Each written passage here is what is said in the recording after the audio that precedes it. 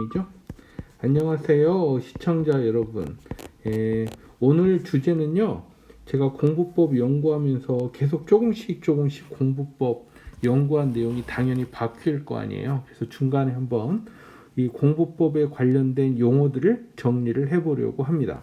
옆에는 미키님 나와 계세요. 안녕하세요. 네. 우선은 차례대로 설명을 갖다 해드리겠습니다. 역순복수법이라는 거는요, 보통 단어를 처음 외우거나 수학 문제를 처음 풀 때 쓰이는 방법인데, 거의 모든 최초의 공부법으로는 굉장히 효과적입니다. 단어로 치자면 1, 2, 3, 4, 5번까지 단어를 갖다 이렇게 외우는 과정에서 5번째를 외우면 4번, 3번, 2번, 1번을 복습하고, 6번째를 외우면 5, 4, 3이, 7번째를 외우면 6, 5, 4, 3 이렇게 앞에 있는 4개 정도, 그래서 4개에서 5개씩을 조금 전에 했던 걸 반복하는 방식을 역순복습법이라고 부릅니다. 수학 문제도 어려운 문제들을 골라서 풀잖아요. 모란모란 공부법에서는. 그랬을 경우에 조금 전 어려운 문제, 다시 그 전 어려운 문제, 이런 식으로 2문제, 3문제를 복습하는 게 역순복습법입니다. 진도를 나가는 방식인데 이거 쓰면 되게 좋아요. 어때요? 이거 네. 괜찮은 것 같아요? 네. 마지못해 대답하는 것 같다. 순환복습법은요, 구간이 정해져 있을 때 쓰는 방식인데요, 보통 우리가 시험 공부할 때 많이 쓰는 방식이에요. 근데 너무 범위가 많으면 순환복습법 쓰기가 거의 불가능한데, 적당한 그 범위일 때, 예를 들어서 중학교 때까지는 거의 어떤 학생들이라도 대부분 이 방법을 자기도 모르게 사용하게 돼요. 예를 들어서 중학교 때는 뭐 20, 30페이지 정도의 숙제 범위, 시험 범위일 경우가 많거든요. 그럼 20, 30페이지 정도면은 1페이지부터 20페이지까지, 다시 1페이지부터 20페이지, 이런 식으로 쓸 수가 있어요. 대부분의 시험 공부는 이 순환복습법을 사용을 하죠. 근데 이제 제가 참고로 말씀을 드리자면, 몇 개의 구간으로 적당한 단위를 나눠서, 단위가 적정하게 나눠진 상태로 순환복습을 해야 효과적입니다. 가령 영어 단어 1000개 한꺼번에 순환복습하려고 그러면 1번부터 1000번까지 외워보고 다시 1번부터 1000번, 이거는 되게 비효율적이고요. 20개, 30개씩 끊어가지고 두세 번씩 복습하는 게 더 효과적입니다. 이거는 이해가 되세요? 네. 네. 사실 본인도 중학교 때까지는 이런 방식으로 했던 거죠. 네. 대부분 다 순환복습 자동적으로 사용하게 되니까. 오지법이란 건 제가 이름을 쓰긴 했지만, 이건 손가락으로 책이나 화면을 갖다가 이렇게 가리키면서 공부하는 방식이에요. 독서법의 일종이라고 생각하고요. 이거는 오른손잡이를 왼손을 사용하는 게 더 좋고요. 반대로 왼손잡이는 오른손을 사용하는 게 더 좋습니다. 이걸 사용하게 되면 조금 더 차분해지고요. 읽는 속도는 조금 느려지는 대신에 기억하는 정도는 조금 더 올라가는 효과가 있습니다. 이건 여러분들이 바로 실험해 보실 수 있을 거예요. 이런 식으로 공부했던 적이 혹시 있나요? 없는 것 같아요. 네, 그렇죠. 한번 나중에라도 실험해 보세요. 이것과 비슷한 게 소리내어 읽기. 사실 이거는 너무 당연한 거라서 아예 쓰지도 않았는데, 소리내어 읽기보다는 약간 효과가 떨어지고 속도는 약간 더 빠른 그런 특징을 가지고 있다고 생각합니다.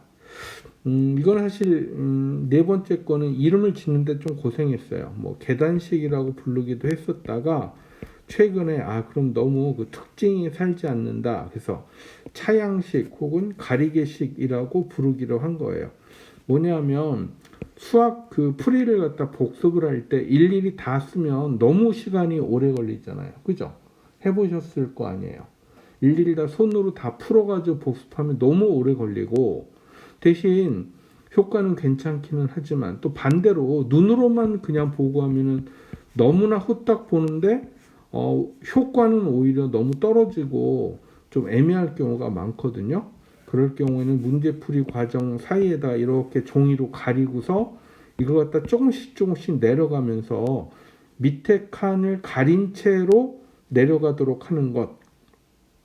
그래서 말랑말랑 자나 아니면 그 종이를 갖다 절반으로 접은 것, 네, 이런 걸로 이렇게 가린 상태에서 밑을 갖다 한 칸씩 내려가는 걸 갖다가 가리개식, 차양식이라고 부르고, 수학 풀이 그 자기가 풀어놓은 걸 갖다 복습할 때 사용하면 꽤 효율적입니다. 이거 이해가 되세요? 네.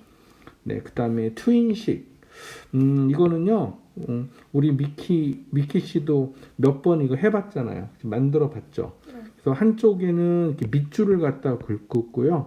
칸을 나눠서 오른쪽 편에는 빈 칸을 갖다 만들어서 똑같은 페이지를 하나는 밑줄만, 하나는 해당되는 부분을 이렇게 빈 칸을 뚫은 상태에서 오른쪽 왼쪽 가면서 외우는 방식을 하면 원래 그냥 눈으로만 보고 줄친 것보다는 훨씬 더 빠른 속도로 외워집니다. 이거는 이해가 되시는 거죠? 네. 네. 그 다음에 최근에 제가 이제 주장하는 건데, 그 요즘은 교과서가 다종이잖아요. 그죠?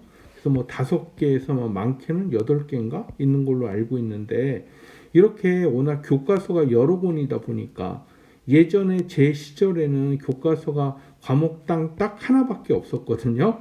그러면 그냥 그 교과서 100% 외우면 100점 맞았어요. 근데 요즘은 교과서 종류가 여러 개다 보니까 좀 그런 식으로 공부하기가 어렵고, 그래서 차라리 문제풀이식으로 해서 중요한 걸 확실하게 외우고 나중에 이 문제가 다루지 못한 부분을 추가로 본문에서 외우는 게 더 나은 방식인 것 같아서 특별히 이 방식을 요즘은 강조하기 시작했습니다. 즉 과학이다, 그럼 과학 문제를 갖다 푸는 거죠. 근데 그냥 풀면 너무 공부가 안 돼요. 그래서 그 문제집에서 이렇게 1번 써져 있고 나가고 2번 써져 있고 나가면 나름대로 답도 체크하고 왜 맞았는지 왜 틀렸는지 보기가 가령 5개까지 있으면 하나하나 검토해서 어느 부분을 고쳐야 되는지 어느 부분을 바꿔야 되는지를 갖다 일일이 써서 나름대로 나만의 해설집을 갖다가 만들면서 외우고 하면 나중에 복습할 때도 그 써져 있는 책 한 권만 외우면 되잖아요. 그죠? 네. 그래서 이거는 특히 뭐 굿노트 같은 그런 앱으로 할 경우에는 더 효과가 좋습니다. 왜냐하면 나중에 잘 알게 됐을 때 지우기가 편리하거든요. 그래서 지우는 것 같은 과정을 한다면, 강조를 한다면 그 교과서나 이런 것들도 가능하면 샤프로, 보기에 좀 불편하긴 하지만 샤프로 줄을 쳤다가 나중에 지우고, 해설 같은 것도 샤프로 했다가 자신 있으면 지우고, 이런 식으로 해도 괜찮다고 생각합니다. 자, 그 다음에 더블 혹은 제가 2x2라고 부르는 방식이 있어요. 이게 뭐냐면 단어를 외울 때 아름다운, beautiful 이런 단어가 있을 때 아름다운, beautiful 그 다음에 용감한, brave 이렇게 한 단어를 2번씩 외우면서 대략 20개, 30개를 쭉 한번 나가고요. 이 과정을 다시 한번 더 반복해 주는 게 2x2 혹은 더블이라고 제가 부르는 방식이에요. 이 방식이 보통 복습할 때 굉장히 효과적입니다. 2x2가 아니라 뭐 3x3 이런 것도 실험 제가 많이 해봤거든요. 근데 이렇게 되면 가성비가 떨어져요. 그래서 2번씩보다 한 번씩만 하면 이건 너무 기억이 안 좋고요. 2번에서 잘 외워지지 않을 때는 3번 정도가 효과적입니다. 그래서 2번씩 읽으면서 한 번 쭉 나가고 다시 한번 2번씩 읽으면서 쭉 나가고 중간에 너무 외워지지 않는 거는 이렇게 체크해 놨다가 한두 번씩만 더 가령 3번씩 정도 반복하는 이런 정도가 가장 단어를 외울 때 효과적입니다. 그래서 이거는 영어 외국어 단어를 외울 때 굉장히 효과적인 이 방식의 이름이 더블 혹은 2x2라고 부르는 겁니다. 이해가 될까요?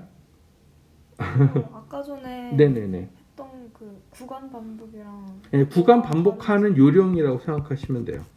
구간을 갖다 그냥 막연하게 한 번씩 보면서 반복하는 것보다는 구간 반복할 때 특히 단어를 외울 때 가장 효과적인 방식이라고 생각하면 돼요. 그러니까 용어 설명이니까 네.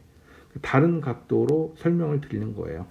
그 다음에 사실 공부하는 목적을 우리들이 많이 까먹잖아요. 공부하는 목적은 이 두 가지입니다. 크게. 평탄화 작업이라는 거는요.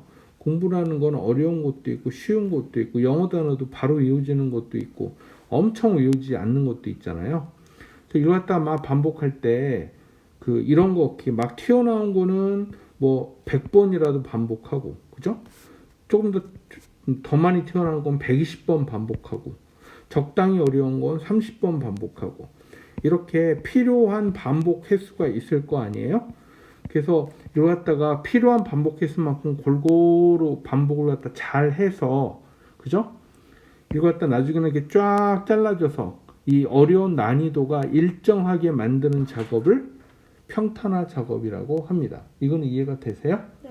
어느 책이나 어려운 부분이 있고 쉬운 부분이 있잖아요. 그죠? 그럼 어려운 부분일수록 복습을 많이 하고 쉬운 부분은 복습을 안 하거나 한두 번만 하고 이렇게 해서 전반적으로 다 잘 알게 만드는 게 평탄화 작업입니다. 그래서 제가 100번 강조한다고 해서 모든 걸 100번 반복하라는 얘기는 절대 아닙니다. 이건 말도 안 되죠. 엄청 비효율적이니까. 잘 모르는 거 기준으로만 100번을 얘기하는 거예요. 그래야 효율적이 되죠. 가성비가 나쁜 공부 방식은 절대 하면 안 됩니다. 그 다음에 금음망 작업도 목표예요. 이게 무슨 얘기냐면 어떤 단어가 나왔는데 예전에 그런 단어가 나왔던 거랑 이렇게 연결시키는 작업을 금음망 작업이라고 합니다. 그래서 우리가 복습하는 이유가 뭐냐 하면은요. 이 평탄화 작업과 그물망 작업을 위해서예요.